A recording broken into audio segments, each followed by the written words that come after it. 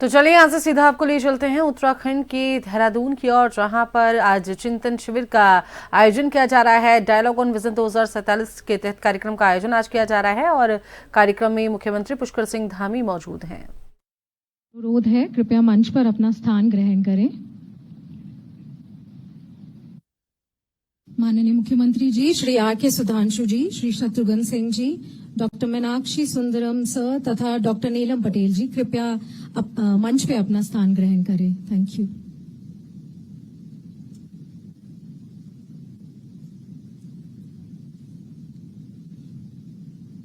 उत्तराखंड अपने गठन के 25 वर्ष पूरे करने के साथ साथ विकसित उत्तराखंड विजन 2047 के लिए दीर्घकालिक रोड मैप की तैयारी कर रहा है।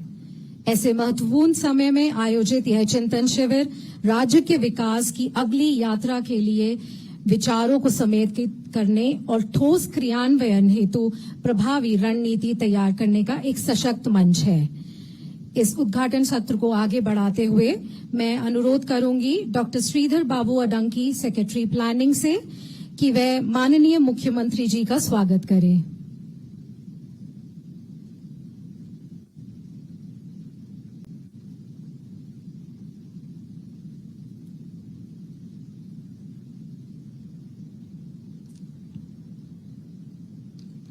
इस कार्यक्रम में आपका स्वागत है सर। अब मैं doctor Meenakshi Sundaram, principal secretary planning से अनुरोध करूंगी कि वे स्वागत भाषण और कॉन्टेक्स्ट सेटिंग प्रस्तुत करें।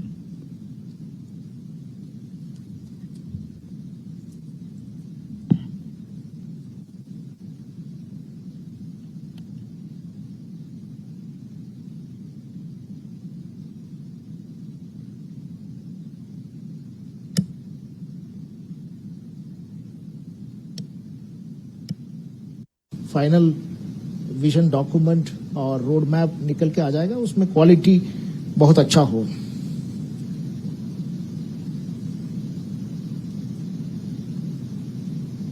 ये काम नहीं कर रहा अभी।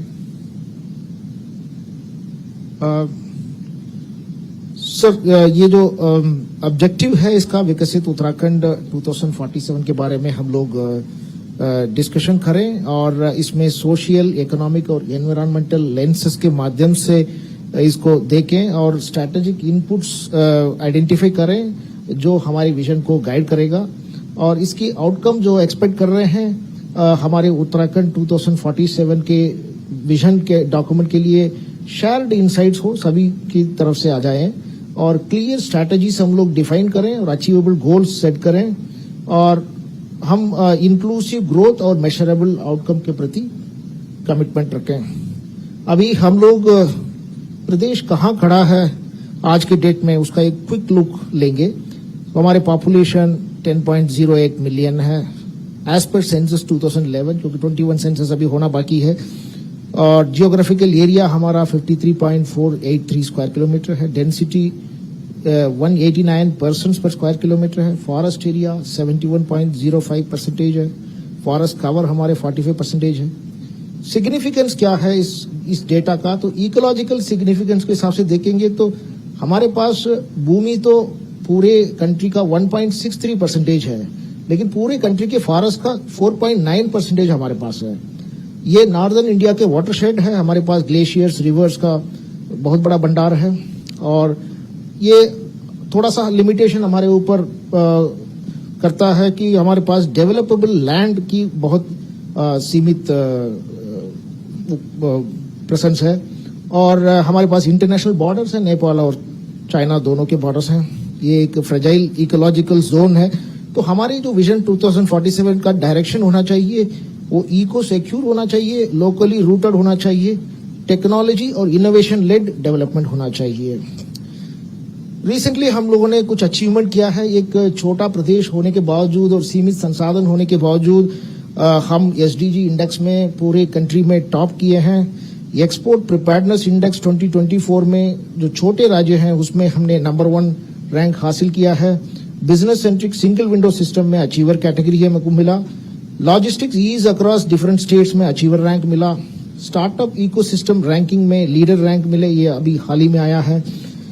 बेस्ट एडवेंचर टूरिज्म डेस्टिनेशन हमको अवार्ड मिला। और फॉरेस्ट कंजर्वेशन एफर्ट्स में भी हमारी जो टाइगर पॉपुलेशन है ये बाकी जगह की तुलना में काफी ज्यादा बढ़ोतरी हुई है। 314% हम 2006 से 2022 के बीच में अचीव किए हैं। इकोनॉमिक परफॉर्मेंस हमारा कैसे रहा? 99-2000 में स्टेट जब बना था तब प्राइमरी सेक्टर का जो सेक्टोरल कंट्रीब्यूशन था ये 30% था, वो आज के डेट में घट करके 9.34% आया है। सेकेंडरी 18.79 से बढ़ करके 44.65% में पहुंचा है। टर्शियरी में कुछ थोड़ी सी कमी आई है। ये सेक्टोरल कंट्रीब्यूशन है, ये एब्सोल्यूट कंट्रीब्यूशन नहीं है। एब्सोल्यूटली तीनों सेक्टर्स ग्रो हुए हैं पर डिफरेंशियल रेट्स में ग्रो हुए हैं। ये जो सेकेंडरी और टर्शियरी का जो प्रोपोर्शन है ये एक्चुअली खुश होने वाली बात है कि स्टेट जब आगे बढ़ता है तो सेकेंडरी और टर्शियरी सेक्टर का कंट्रीब्यूशन बढ़ जाता है।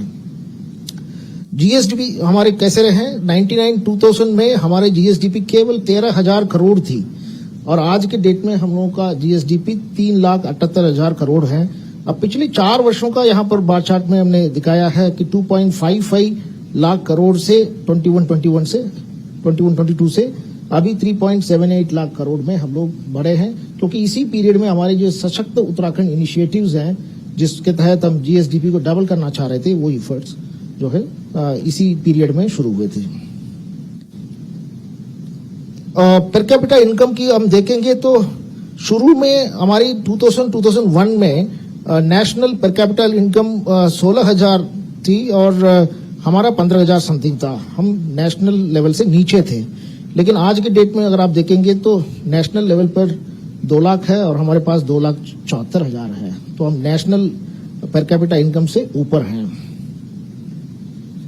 एक इंटर डिस्ट्रिक्ट डिस्पैरिटी को मैप करने की कोशिश की गई थी। हमने 22 सोशियो इकोनॉमिक इंडिकेटर्स को चुना, इसकी कंपोजिट इंडेक्स बनाया है।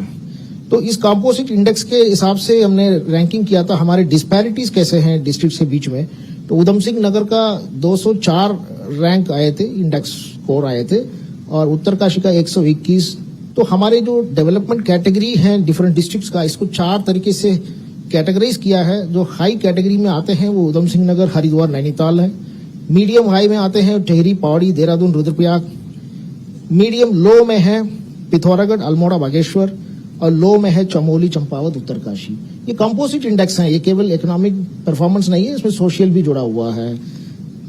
केवल इकोनॉमिक को अगर हम लोग ले लें, पर कैपिटा इनकम को ले लें, तो सबसे ज्यादा हमारा उधम सिंह नगर है, 3,62,000 का जो पर कैपिटा इनकम है। और एट द सेम टाइम हम देखेंगे जो पर्वतीय जनपद है ये 1 लाख के आसपास में ही कई सारे जनपद के पर कैपिटा इनकम है। तो इसका मतलब हमारे पास डेवलपमेंटल डिस्पैरिटी आज भी बहुत है, जिसको एड्रेस करने की कोशिश करनी चाहिए। ग्रॉस वैल्यू एडेड और एम्प्लॉयमेंट शेयर का प्राइमरी, सेकेंडरी और टर्शियरी सेक्टर का एक कंपैरिजन किया गया था। 2011-12 में क्या था, 2023-24 में क्या था। अगर आप देखेंगे तो प्राइमरी सेक्टर के एम्प्लॉयमेंट 2011-12 में 49% था शेयर ऑफ एम्प्लॉयमेंट, जो आज घट करके 42.53% हो गया है। और ये एक्चुअली एक अच्छी स्थिति है, क्योंकि 7% लोगों को लो रेवेन्यू अर्निंग सेक्टर से, प्राइमरी सेक्टर से मीडियम इनकम वाले सेक्टर में शिफ्ट हुए हैं। सेकेंडरी में इसी पीरियड में आपके 2% की बढ़ोतरी हुई है, टर्शियरी में भी 4% की बढ़ोतरी हुई है।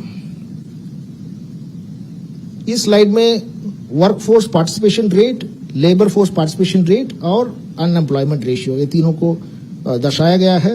और लेबर फोर्स पार्टिसिपेशन रेट तो वो है जो काम करना चाहते हैं, और वर्कफोर्स पार्टिसिपेशन रेट ये है जो काम कर रहे हैं। तो इन दोनों के बीच में जो फर्क है वो अनएम्प्लॉयमेंट रेशियो है। तो ये थोड़ा इंटरेस्टिंग स्लाइड है।